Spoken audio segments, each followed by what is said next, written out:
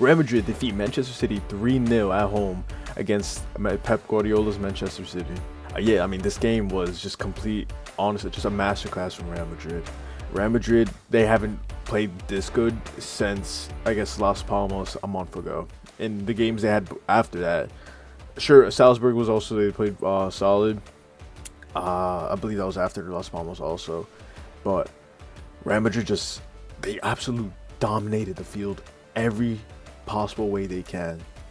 The first half, Mbappe scores straight off in the beginning with an amazing pass by Raul Asensio, and you know, I think it's time to have conversations that Raul Asensio should be getting called up to that Spain squad and possibly getting compared to Cubarsí. Sure, Cubarsí's a 17-year-old kid, don't get me wrong. Asensio, I think he just hit 22, but Asensio is such a key player for that team in Real Madrid right now. It's just, you know, amazing to see. He's also a Castile player, which I'm a huge fan of. I love to see these academy players given the chance and to perform like the way he's done in a Champions League night against Manchester City of all teams. It's, you know, it's amazing to see. And especially with all this injury crisis, you know, we probably would have never seen the likes of Raul Asensio ever getting minutes for Real Madrid. You know, if Alaba, Rudiger, Militao never got hurt, we probably would have never seen Raul Asensio become the player that he is. That's why I think that, you know, Ancelotti should try. If not, you know, if Xabi Alonso decides also, you know, if he does join the club next summer, you know, give these academy players a chance. I really do think these academy players have, you know, a chance to do so. But it's not talking about the academy. This game here, just amazing performance from Madrid as a whole. Denis Ceballos controlled that midfield. Rodrygo, with such an underrated player, Rodrygo is. He's the way he cuts back and moves the pace on the field. Sometimes the games, let's say Madrid has possession of the ball. They had possession mostly the whole game. Here, the ball possession top stats. Here's as Manchester City, but in the first half, Madrid really just dominated in possession. And Rodrygo, he goes so pace and he'll go up, change the whole pace of the game, and Madrid will get a goal. You know, Rodrygo's such an important player, such an underrated player. He's, you know, don't forget the R. You know, Rodrygo is really just as important as Vinicius Jr. and Kylian Mbappe and Jude Bellingham. What a player Rodrygo is. Another, you know, Mbappe, you can't forget about Mbappe. Mbappe is just absolute amazing. Before I wasn't really convinced of him being the Ballon d'Or contenders, you know, with Raphiana or you know, Salah, but I think now is really time to have conversations about that, because that performance Kylian Mbappe did was just amazing. The way just the way him and Vinicius Jr. worked together that game was just amazing. I've never seen like that. I've seen it with him and Rodrygo when Vini wouldn't start, when he was suspended or injured, whatever. And the way, because Mbappe will be on the left, Vini will be on the top, on the striker. Next thing you know, they'll switch. They'll make it work. They made it work. And it's just that, and then Rodrygo also helping out on the right. The way that he did that game is that's exactly how Real Madrid needs to play. Oh yeah, I think it really helped with, you know, I guess the defense situation that's going on there with, you know, all these defenders getting hurt and not starting. Tchouaméni at center back and Lucas Vazquez at right back, which has been a main thing I hated seeing, because don't get me wrong, love Vazquez, but he's not a right back. He's just not. And you know, for me, Vazquez is really good at attacking. I mean, his position is the right wing, but every time I see him play, he's really good at attacking, really good.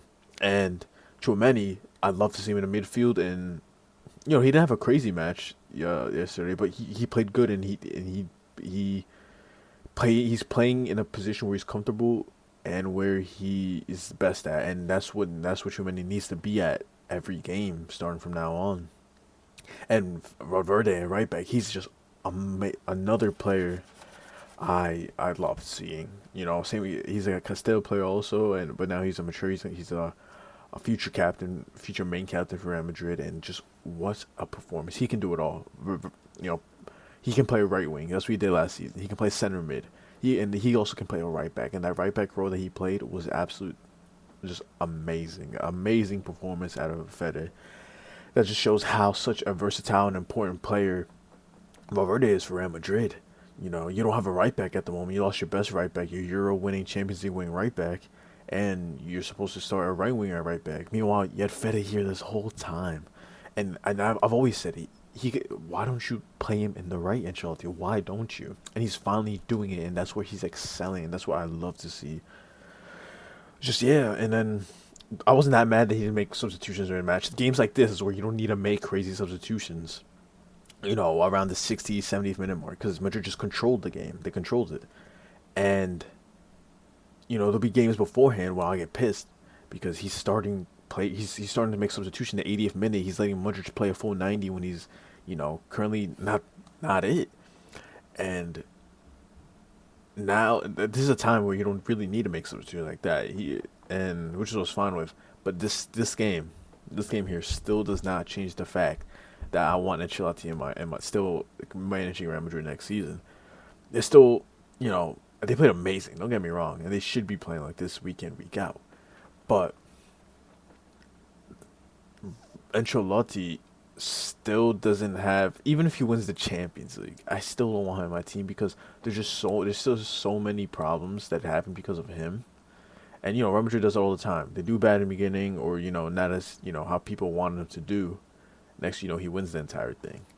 So you know, it's just like another thing for Real Madrid, for Ancelotti. I just tactic wise, substitution wise, player wise, you know, I'm just not a fan of Ancelotti. But things like this is, you know, gonna obviously keep him in conversations to still be the manager. And you know, I really want a change. I really want a Xabi Alonso. I want to win games like this. I've said it for the past few years now. I'm not saying Madrid win out of luck, because for me they don't. But Real Madrid play poorly in a Champions League game, whatever. They play poorly in the first half, play poorly towards the second half, and then somehow making a magical comeback, which I love to see. Everyone loves to see a magical comeback, especially from their favorite team. But I want to see a game like this, week in, week out. I want to see Real Madrid dominate the field, be the best team in the world, and win those games. That's what I want to see from Real Madrid. I don't want to see them play sloppy football for 70 minutes, 80 minutes, and just to make. I mean, sure, everyone, like I said before, everyone wants to see a comeback, but I want to see Real Madrid be the best team on the pitch, best team in the world. And right here in this game, they showed it. People are saying this Manchester City side is not good. We can see here in the lineup here that this Manchester City side is not good. That, you know, it's silly. It's City's fall off. Blah blah blah blah blah. Sure, it's an underperforming City, but this is a Real Madrid team that hasn't been playing their players in the right position all year. This is a team that they're relying on midfielders and wingers and defenders playing out of position. And, you know, now they're finally to get their rhythm back. And you can't forget, City just came off of a 4-0 win against Newcastle the other day. And also, you know, being close with a 3-2 loss to Real Madrid. Sure, they easily could have had that in the bag. But mistakes happen and blah, blah, blah. But, you know, the City team, when I look in the City team right here, I see players like Marmoush, Savinho, Nico Gonzalez, Foden, Silva. Sure, Haaland's not playing, but that team is still a young, scary team. You know, Pep spent millions, hundreds, millions of dollars on this team. You know, you have the likes of Gordio, who's considered one of the best left backs in the world. You have Ruben Diaz, John Stones, who I heard really early during the game. And for me, a big, I don't know what Pep's doing. We're playing Kushinov at right back. His Champions League, for like, I really don't understand that. I felt so bad for the kid.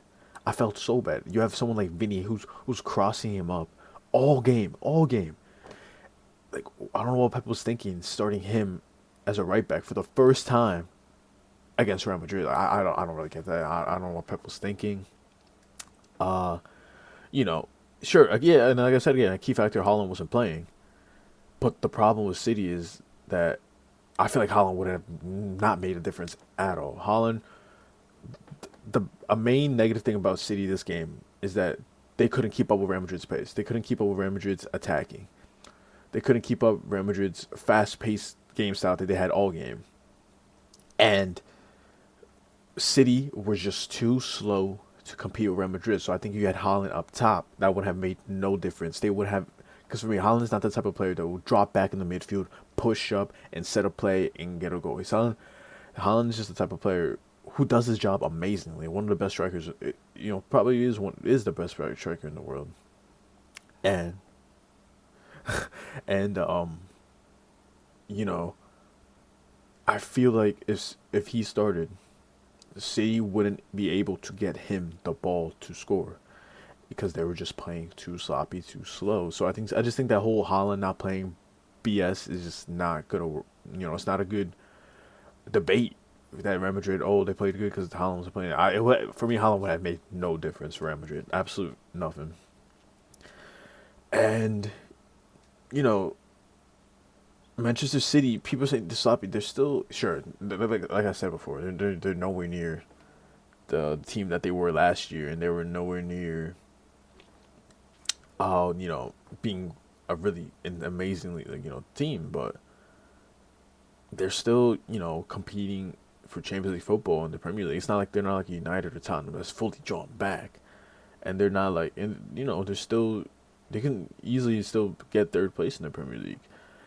And it's just that for me, Pep Guardiola is a manager that I'm scared of. And, just he can switch up City just like that. That's why during the title race with Liverpool, I was more nervous about City at one point than Arsenal. Meanwhile, City were behind at that time like 8 points or something. And I was like, I'm still more afraid of City than Arsenal. And then that whole changed when City lost 5-1 to Arsenal. But, it's just, these games like this is where I want to see Real Madrid excel. I think this lineup right here is probably the best lineup. I really would have liked to see Fran Garcia play on the left back instead of Mendy. Mendy didn't do too much, but he did his job. Well, yeah, he did his job. And besides that, I think this is exactly how I would want Real Madrid to start every game from now on. They played amazing football, just amazing, huge fan here. Brahim Diaz got subbed in the 78th to become a Vinga. Maybe Endrick, yeah, I was about to say, I'm pretty sure Endrick got on also, but yeah, I didn't see these other substitutions. And you can see slowly Madrid getting back in form, which is just huge. It's just amazing. Because this title race also in La Liga. And the draws just came out today, which I'm going to make a separate video about. But, I just absolutely love the way how Real Madrid played. City, they, people were saying they were even supposed to make it to this stage of the Champions League. It really, honestly, could have got knocked out. Club Rouge played way better than Manchester City that game. And, City just got, they were the better team towards the end, I guess. So, yeah. But yeah, that's pretty much what I have for Real Madrid versus Manchester City. Just amazing performance out of the whole team, really. And I would just really love to see Real Madrid play like this more in the future. So hope you guys enjoyed, and we'll see you next time.